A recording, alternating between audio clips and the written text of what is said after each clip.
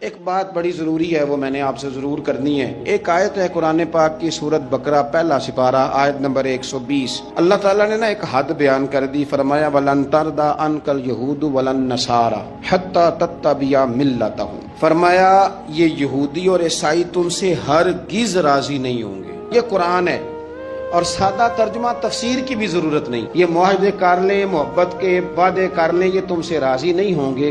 کب راضی ہوں گے؟ حتیٰ تتبع ملتہم، یہاں تک کہ تم ان کے دین کی پیروی کرنے لگ جاؤ۔ میرا جب پہلی دفعہ پاسپورٹ بنا تو میں نے سارا پڑھا، کتابیں پڑھنے کا شوق تھا شروع سے۔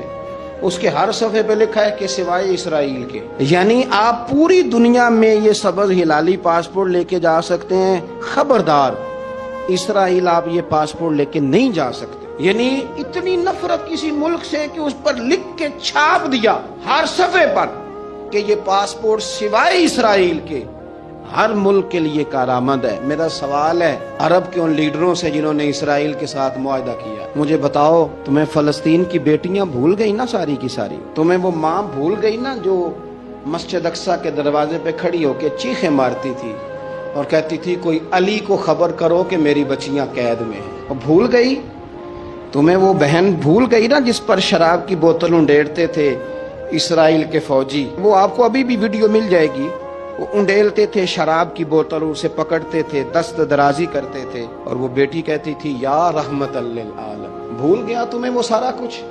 تم نے 1 منٹ لگایا اور تم معاہدہ کس سے کروا رہے ہو؟ امریکہ کے صدر سے؟ اتنا ظلم کیا تم نے، اتنا قاتل کے ساتھ معاہدہ؟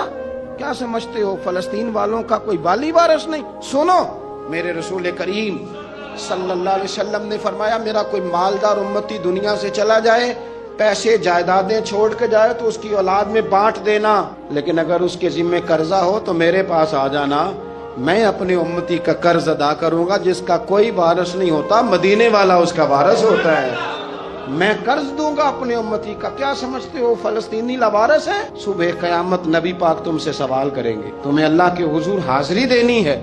کیوں نہیں صلح کرتا اسرائیل فلسطین کے ساتھ؟ لبنان کے ساتھ دوستی کیوں نہیں کرتا؟ شام سارا کٹ گیا اسرائیل کی وجہ سے، اور آج تمہیں خیال آیا ان کے ساتھ معاہدہ کرنے کا؟ ہمیں سبق پڑھاتے ہو، خدا سے ڈرو۔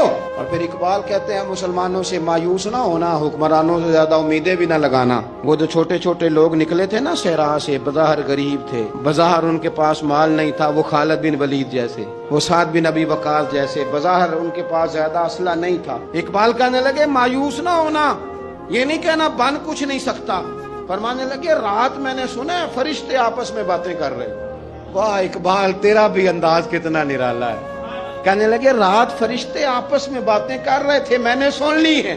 بھلا وہ کیا کہہ رہے تھے؟ یہ سارے لوگ نا خالد بن ولید، سعد بن ابی وقاص، یہ صحرا کے رہنے والے تھے، اور اس وقت کی سب سے سپر پاور روما کہلاتی تھی، الٹ پلٹ کے رکھ دی ساری رومی سلطنت۔ تو اقبال کہنے لگے رات فرشتے آپس میں باتیں کر رہے تھے کہ سنا ہے پاکستان کے، ہندوستان کے مسلمان جوان مایوس ہو گئے۔ کہنے لگا نہ مایوس ہونا، نکل کے صحرا سے، جس نے روما کی سلطنت کو الٹ دیا تھا، نکل کے صحرا سے۔ گرمی دیکھو اس شیر کی، ولولہ دیکھو اس مرد کا جو مصور پاکستان ہے، نکل کے صحرا سے جس نے روما کی سلطنت کو الٹ دیا تھا، سنا ہے میں نے یہ قدسیوں سے، وہ شیر پھر ہوشیار ہوگا۔ وہ کل باتیں کر رہے تھے کہ بہت سارے ان میں سے پھر جاگ گئے اور بڑی جلدی وہ بلاک بنائیں گے۔ سنا ہے میں نے یہ قدسیوں سے کہ وہ شیر پھر ہوشیار ہوگا، وہ آئے گا میدان میں، نکلے گا، اور انشاءاللہ یہی چراغ جلے گا تو روشنی ہوگی۔ معراج کی بات کرنے کا تو اب وقت آیا ہے، اس لیے کہ معراج کا سارا واقعہ تو مسجد اقصیٰ کی گرد گھومتا ہے۔ سبحان الذی اسریٰ بعبدہ لیلا من المسجد الحرام الی المسجد الاقصیٰ۔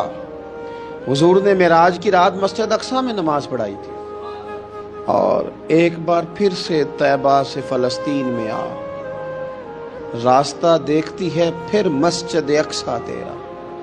ایک بار حضور گئے تھے مکے سے مسجد اقصیٰ، اور پھر حضور فرماتے ہیں جب میں واپس گیا نا تو کفار نے جو کہ مسجد اقصیٰ دیکھی ہوئی تھی تو مجھ سے پوچھنا شروع کر دیا کہ مسجد اقصیٰ کی کھڑکیاں کتنی ہیں، دروازے کتنے ہیں، پلر کتنے ہیں؟ جب انہوں نے سوال جواب کیے تو حضور فرماتے ہیں کہ رب کریم نے مسجد اقصی کو اٹھا کے میرے سامنے رکھ دیا، میں دیکھتا جاتا تھا، بتاتا جاتا تھا، کہہ لوں بات کر لوں۔ ایک دفعہ حضور مکے سے مسجد اقصی آئے اور ایک دفعہ مسجد اقصی میرے نبی کی زیارت کے لیے مکے گئی، حضور کی زیارت کے لیے مکہ شریف گئی۔ او میرے نبی تو صرف کسی چیز کی طرف ایک دفعہ دیکھ لیں تو وہاں رحمت کے پھول کھلتے ہیں۔ مسجد اقصی کی طرف منہ کر کے 17 مہینے میرے نبی نے نماز پڑھی ہے۔ مسلمانوں پتہ ہی کوئی نہیں، ہماری خبریں ہی اور ہیں، ہمارا درد ہی اور ہے، ہمیں پتہ ہی نہیں بم کہاں برس رہے ہیں، ہمیں یہ خبر ہی نہیں۔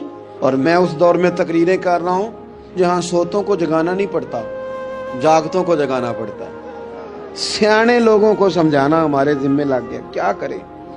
اس قوم کو سکھانا پڑتا ہے جسے پتہ سارا ہے، لیکن جان بوجھ کے آنکھیں ہماری بند ہیں۔ یہ مولوی کو بات کرتا تو لوگ کہتے دیکھو مولوی گالی دیتا ہے، لیکن اگر قائد اعظم محمد علی جناح کہے کہ اسرائیل امریکہ کی ناجائز اولاد ہے تو پھر تو تمہیں ہضم کر لینا چاہیے نا، پھر تو لبرل کو بھی ہضم ہونا چاہیے نا کہ قائد اعظم نے کہا ہے، اور اس ناجائز بچے کو تم نے اتنی طاقتیں دے دی کہ وہ مسلمانوں کے قبلہ اول میں نماز پڑھنے والوں کو بھی نہ بخشے۔ کہاں گئی تمہاری وہ انسانی حقوق کی بڑی بڑی تنظیمیں، کدھر گئی؟ اور میرا پاکستانی میڈیا سے بھی سوال ہے، چند دن پہلے سیالکوٹ میں ایک واقعہ ہوا، ناانصافی ہو گئی جی، ناانصافی ہو گئی جی ایک بی بی کے ساتھ، ہر بندے نے شور مچایا، بڑے بڑے طوفان اٹھتے ہیں، کیوں ہوا جی کیوں ہوا؟ مسجد اقصی کی توہین ہو گئی تو پھر طوفان کیوں نہیں اٹھا؟ ٹاک شو کیوں نہیں ہوئے؟ بحثیں کیوں نہیں ہوئی؟ میں اس موم بتی مافیا کا کیا کروں؟ ان لبرل لوگوں کا کیا کروں؟ ان کے سپورٹروں ووٹروں کا کیا کروں؟ ان سیاسی جماعتوں کے کارکنوں کو کیا نام دوں کہ جو ان فضول بحثوں میں تو وقت ضائع کرتے ہیں، اور وہ مسجد اقصی جس کے بارے میں میرے نبی پاک صلی اللہ علیہ وسلم سے ایک صحابیہ نے پوچھا تھا، یا رسول اللہ مسجد اقصی میں نماز پڑھنا کتنا کو بہتر ہے باقی نمازوں کے مقابلے میں؟ تو حضور نے فرمایا 1000 گنا بہتر ہے۔ بی بی عرض کرنے لگی، سونیا میں جا تو نہیں سکتی، دل بڑا کرتا ہے۔ حضور نے فرمایا جا نہیں سکتی تو وہاں تیل ہی بھجوا دے، جس میں حاضری لگوانے کی حضور بات کریں جس مسجد میں۔ اور نبی پاک علیہ السلام نے فرمایا خاص کر کے سفر کرنا ہوا تو 3 مسجدوں کے لیے کرنا، ایک مسجد حرام بیت اللہ کے لیے، ایک مسجد نبوی کے لیے، اور تیسرا مسجد اقصی کے لیے۔